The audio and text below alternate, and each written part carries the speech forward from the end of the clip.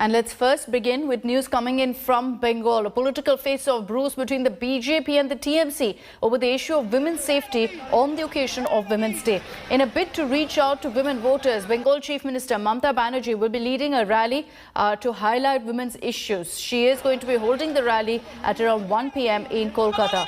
Mamata's march will also highlight the state of women's safety in BJP-ruled states like Uttar Pradesh.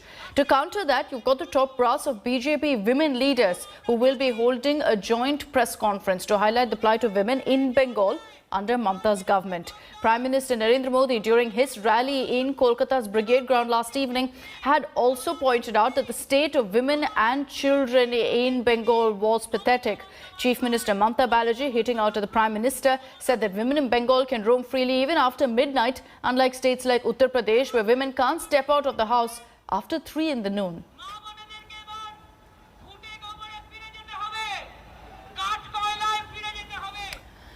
And let's get you the highlights of the Prime Minister's mega rally yesterday, where he launched a scathing attack on Bengal Chief Minister Mamata Banerjee. This was his maiden campaign rally in Kolkata. Here are the highlights of what the Prime Minister said.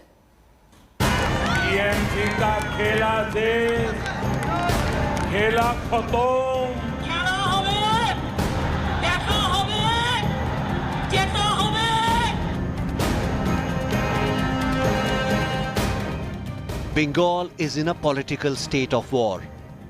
With a war cry, Prime Minister Modi entered the battlefield. And he straight up took the fight to Bengal Chief Minister Mamata Banerjee.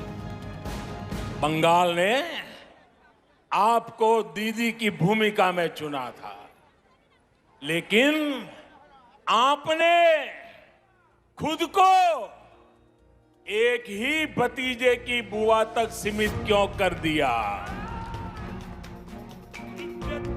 And Prime Minister Modi did not hold back. ये लोग कह रहे हैं इस बार खेला होवे, खेला होवे, खेला होवे। कौन से खेल बाकी छोड़ा है आपने? कितने ही घोटाले करके बंगाल के गरीबों को लूटा गया है। He reminded people that Mamata Didi has changed only to betray Bengal. ये वो दीदी नहीं है जिन्होंने वामपंथ के अत्याचार के विरुद्ध आवाज उठाई थी। दीदी पर अब उनका अपना भी बस नहीं है। दीदी का रिमोट कंट्रोल अब कहीं और है। And proclaimed that TMC's game is nearing its end. अब हर तरफ से एक ही आवाज है, टीएमसी का खेला शेष, टीएमसी का खेला शेष, खेला खत्म, विकास शुरू। इस ग्राउंड ने Prime Minister reiterated that TMC government has stalled development in the state. Bengal के विकास में रोड़ा अटकाने वालों का भी गवाह रहा है। बंगाल की भूमि को 2400 घंटे हड़ताल और बंद में झोंक देने वालों की नीतियां और साजिशें भी इस ग्राउंड ने देखी। And appealed to people to throw away Mamata's corrupt government. मैं इस ब्रिगेड ग्राउंड से आपको इस आशोल परिवर्तन का विश्वास दिलाने आया हूं। विश्वास बंगाल के विकास का, विश्वास बंगाल में स्थितियों को बदलने का। The Prime Minister stated that this will be the year of Poriborton, or the real change will happen and Bengal will turn into Sonar Bangla. With Polomi Saha, Indrajit Kundu, Anupam Mishra, this is Suryagni Roy with camera person Abhishek Kormukar for India Today, Kolkata. Over to news from poll-bound Tamil Nadu, where DMK chief M.K. Stalin released a 10-year vision document for the state on Sunday.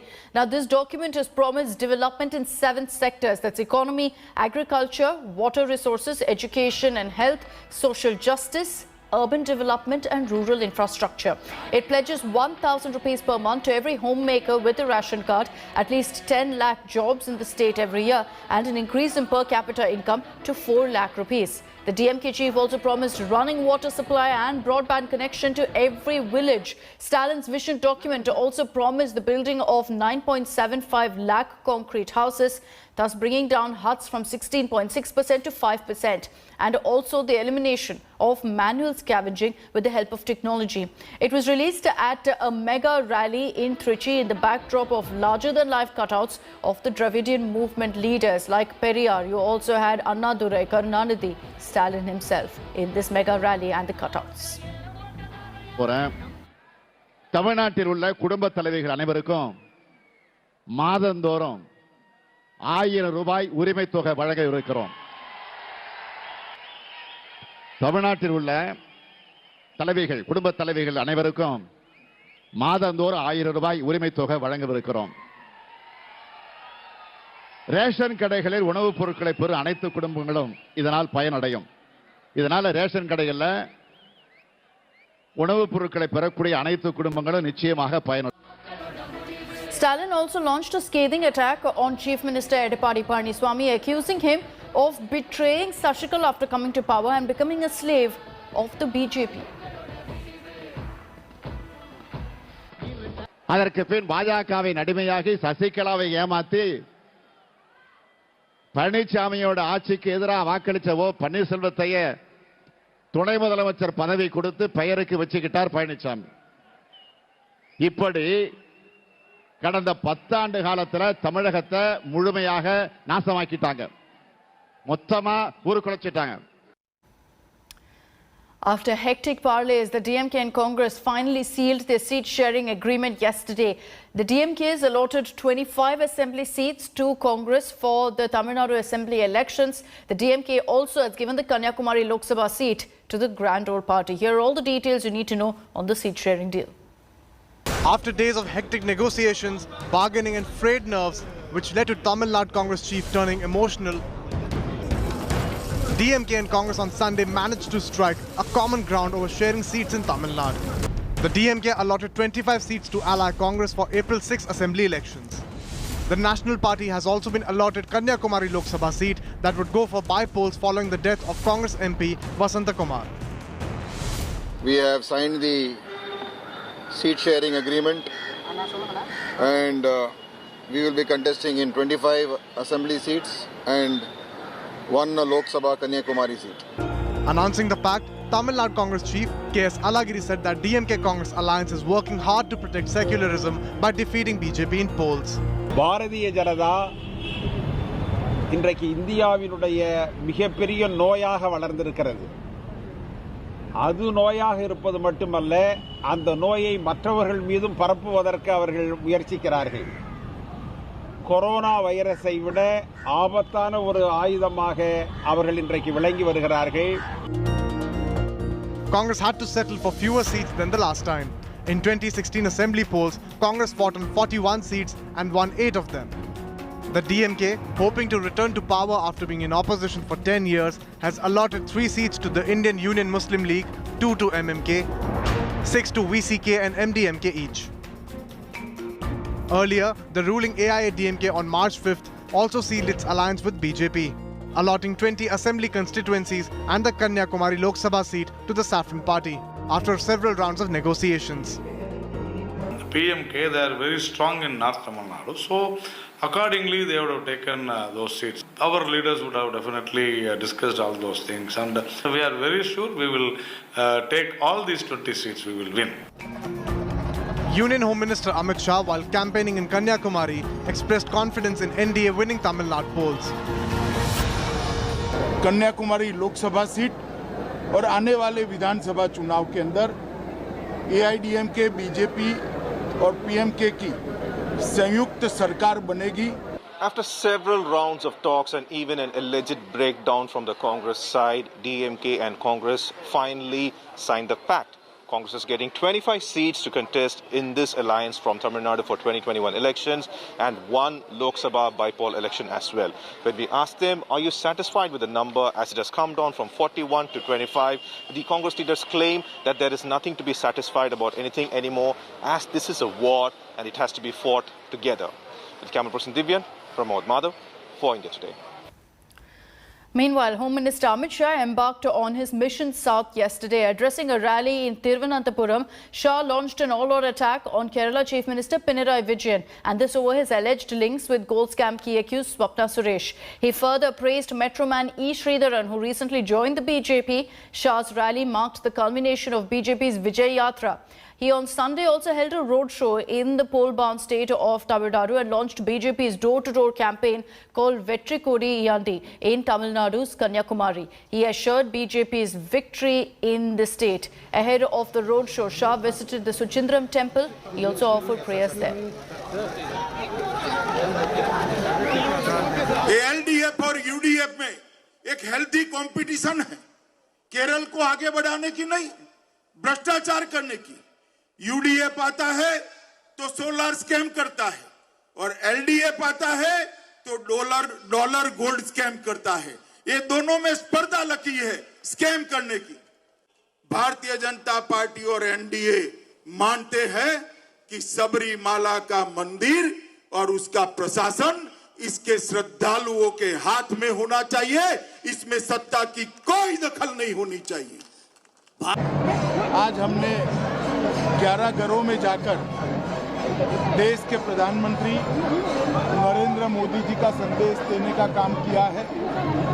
Bharatiya Janata party के चिन्ह कमल को घर घर पहुंचाने के अभियान की शुरुआत की। यहां जनता का अपार उत्साह देखकर परिणाम के बारे में मैं सुनिश्चित हूं।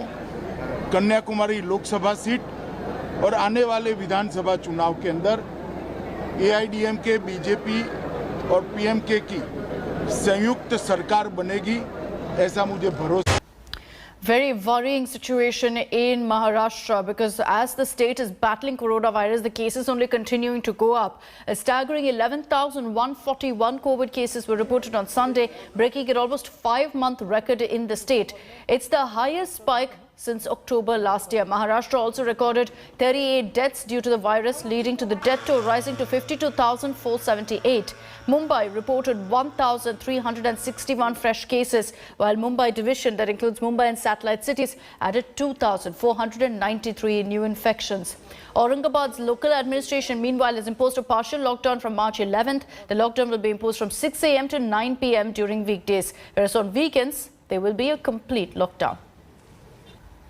And let's get you our special segment this morning, the good, bad and ugly news in the fight against coronavirus. Here is the good news of the day when it comes to the pandemic and the vaccination against COVID-19. The government has said that after opening up 24/7 vaccination centres, vaccination drive has picked up pace to a great extent. Registrations have increased and it does appear that vaccine hesitancy finally is taking the backseat. What also is important is the Health Ministry giving permission to the Army to inoculate Army veterans and their dependents. The number of inoculations on a daily basis has been consistently on a high. On Saturday, the government and the private sector, including, inoculated 15 lakh people in totality. Our single-day target is 13 lakh to reach the target of 2 doses for 30 crore population by July. If the pace continues, it does appear that we may just be able to achieve our target.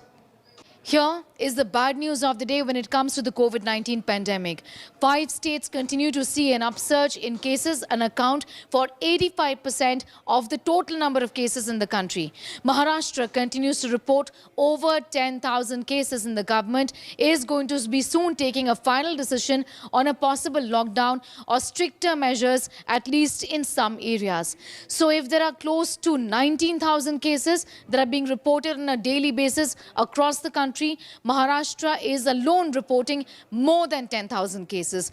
Pune city, for example, is seeing a case positivity ratio of 10%, which is extremely high. The centre has rushed teams to Maharashtra and to other states also like Punjab that are seeing an upsurge in the total number of cases. Here is the ugly news of the day when it comes to the pandemic. A study that was carried out by the Union Health Ministry, and this is more like a survey, it gave an understanding of the situation in the state of Maharashtra, and that has indicated to the fact that vis-a-vis communication, the people simply do not understand that the infection is rampant across the state. Many still believe that this is a pandemic, this is a disease that is confined only to urban centers, which is far from the truth. People think that the pandemic is over. This actually is an internal report of the Union Health Ministry. Also, Gram Panchayat elections have led to a spike, weddings have led to a spike, and people believe now that the pandemic is in fact coming to an end. This sort of a miscommunication and judgment of the people is what is really leading to a spike of cases in the state of Maharashtra. The probe into the Ambani bomb scare case has intensified, with the Maharashtra Anti-Terror Squad registering an FIR for alleged criminal conspiracy for murder and attempt to destroy evidence in the Hiren Mansukh death case. The owner of the SUV in which gelatin sticks were placed near Ambani's residence on February 25th. Now, the Anti-Terror Squad has seized the probe documents from Mumbai Police. They've launched a detailed investigation. The Mumbai Police, meanwhile, has sent the car as well as the gelatin sticks that were found for forensic analysis. An official told India Today that the Forensic Science Laboratory will look for evidence which could help in identifying the driver and the fellow passengers of the vehicle. The lab will submit its report in a week's time. Mansukh's body was, remember, found in a creek under mysterious circumstances on Friday. Hello everyone, this is Rahul Kamal here. Hope you enjoyed this video. For the latest news and analysis, like and subscribe the India Today YouTube channel, and don't forget to press the bell icon to stay updated.